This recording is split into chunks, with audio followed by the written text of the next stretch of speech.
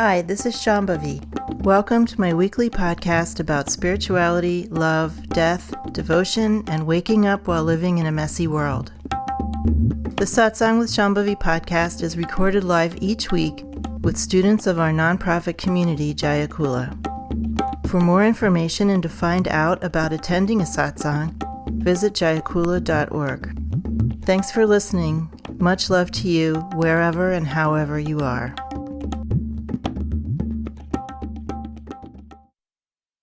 I guess my question is something about consent and how that's connected to the choiceless choice or something. Like when we take a vow, how it's like the vow is taking us really, not like something that we're deciding with our mind. So I'm wondering about how that's connected with consent and also like making natural commitments. Think of the difference between the words consent and desire. One is a potato chip and one is a banquet. Which is which? Consent is something that we can intellectualize about and we can build arguments around, and we can learn how to give consent or withhold consent in order to protect ourselves in some way. And it also might be connected to desire in some cases, in other cases not. But in any case, what choiceless choice means is that you have innate wisdom, and each of us has built into us a desire to find out what is happening here. We have a desire to know who or what we are. And that gets expressed in many, many, many, many different ways. So that desire does not always express itself as something spiritual. It doesn't always express itself as something philosophical or psychological. It can express itself in just being attached to certain self-definitions. It can be expressed through science. It can be expressed through just very, very ordinary, mundane things.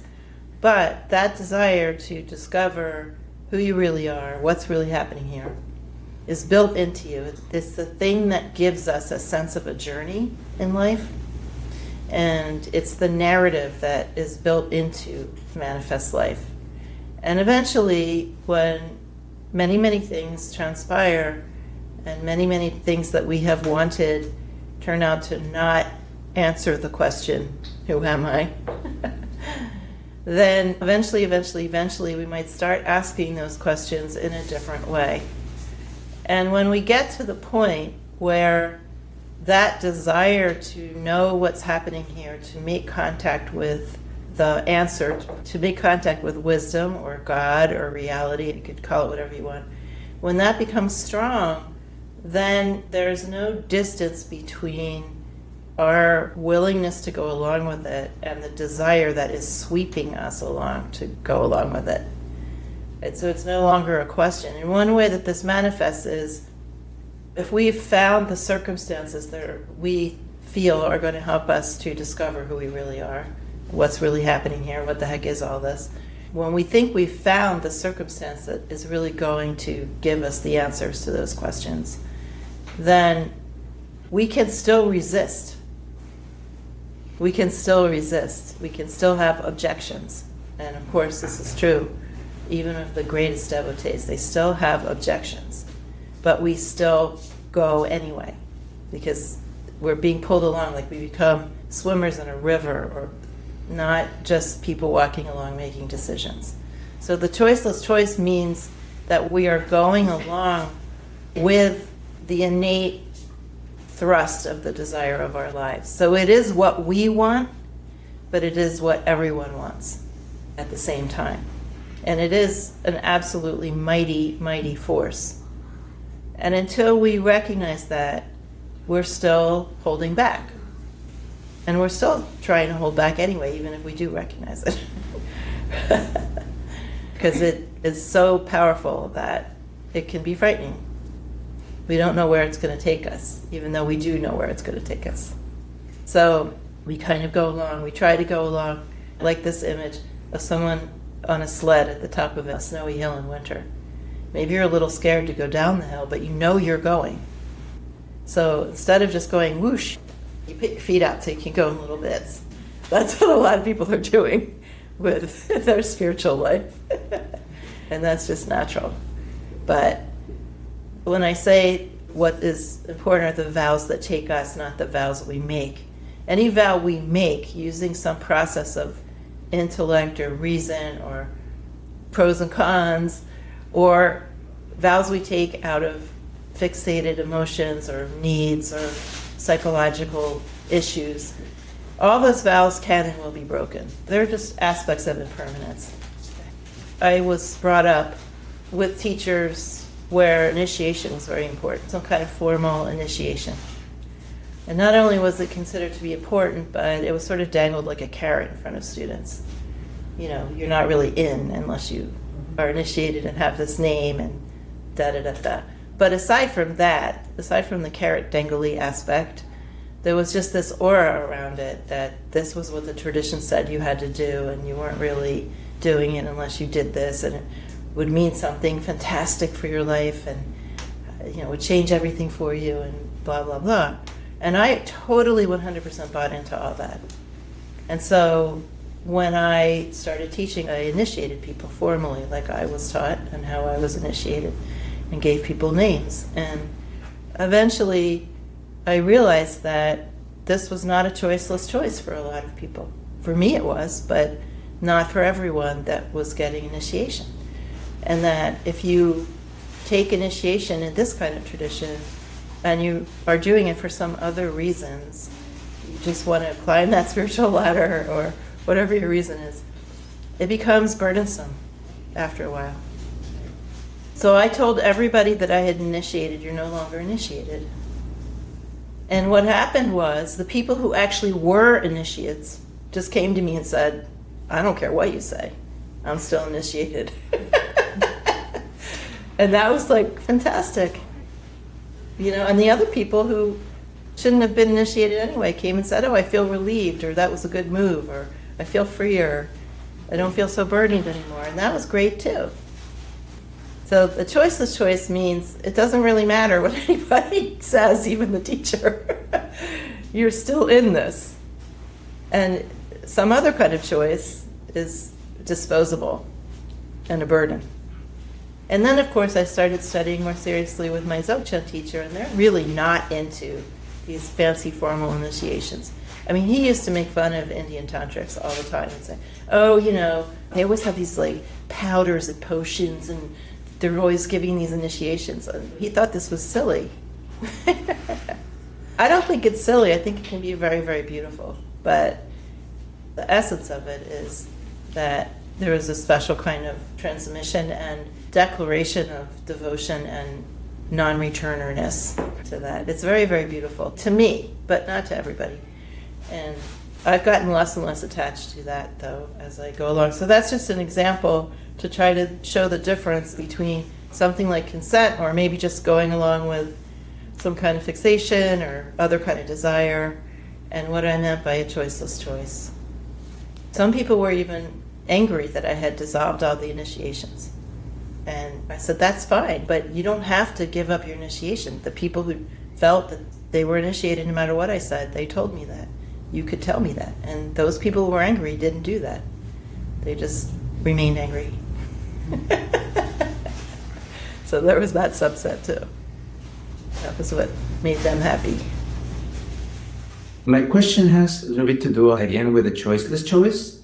As part of a divination that I did, it kept emphasizing the path of no action. But then reality pushed me to act more like in a more Martian way, and I had no choice in it. But I didn't understand why the divination had told me in the first place to embrace the path of no action. So maybe you could elaborate on how that can happen. The divination is generally short-lived. There's different time frames in the Jui that are mentioned. Anywhere from like a few days to 10 years is the longest time frame that's mentioned in the Jui.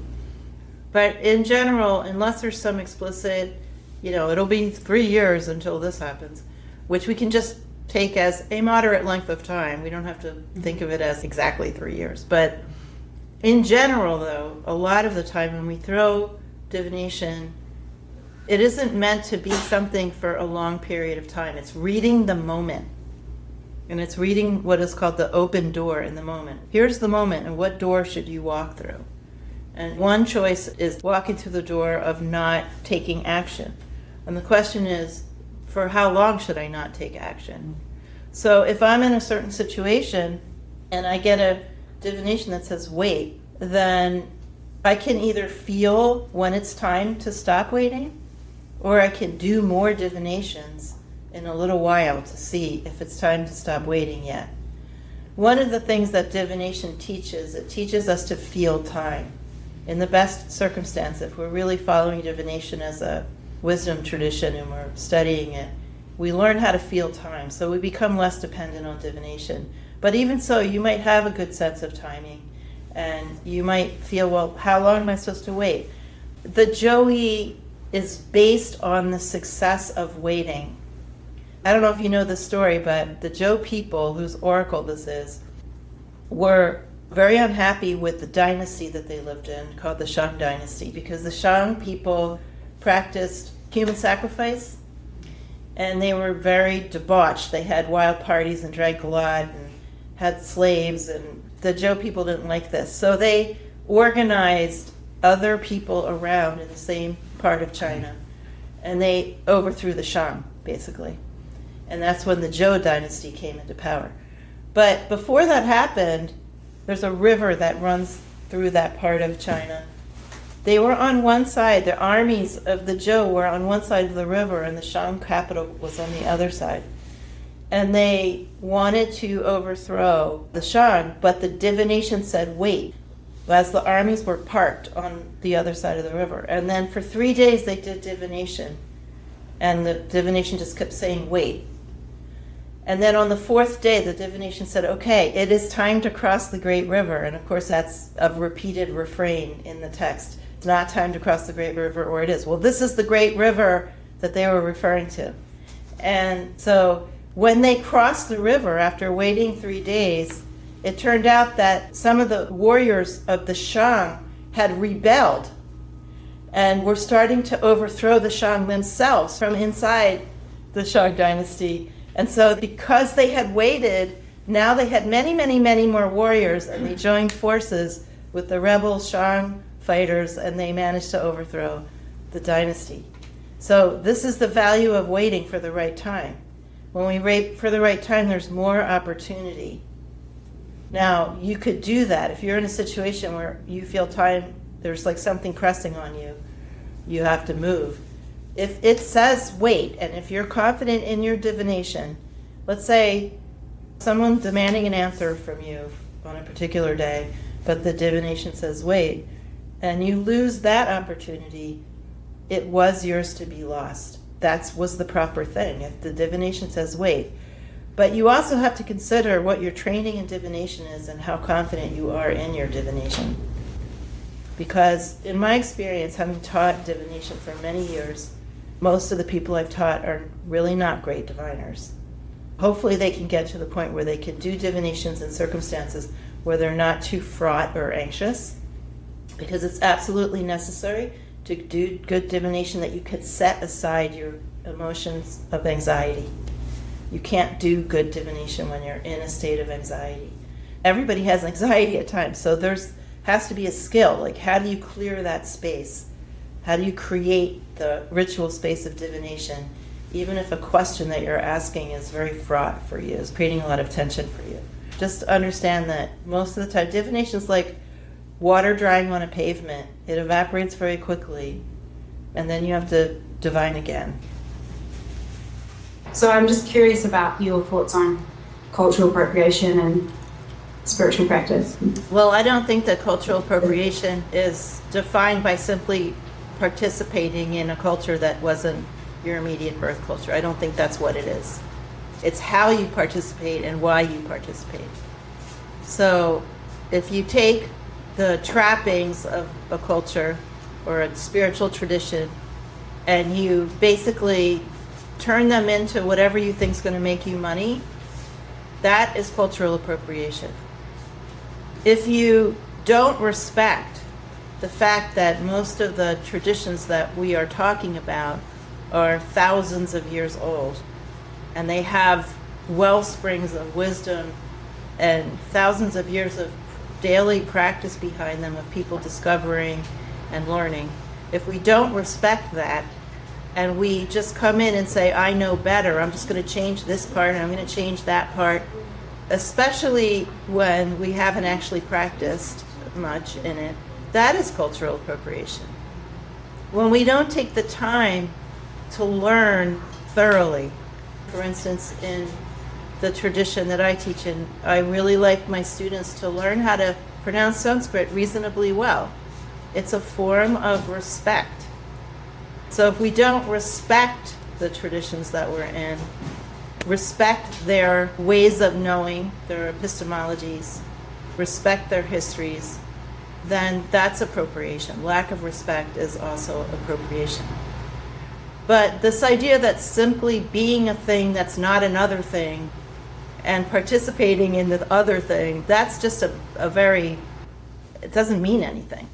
And if we're really going to talk about appropriation, this is one thing that has been on my mind for many, many years, which is I know many people who are straddling Hindu, yoga, Tibetan, Buddhism, and sort of left political realms where the critiques of appropriation are coming from.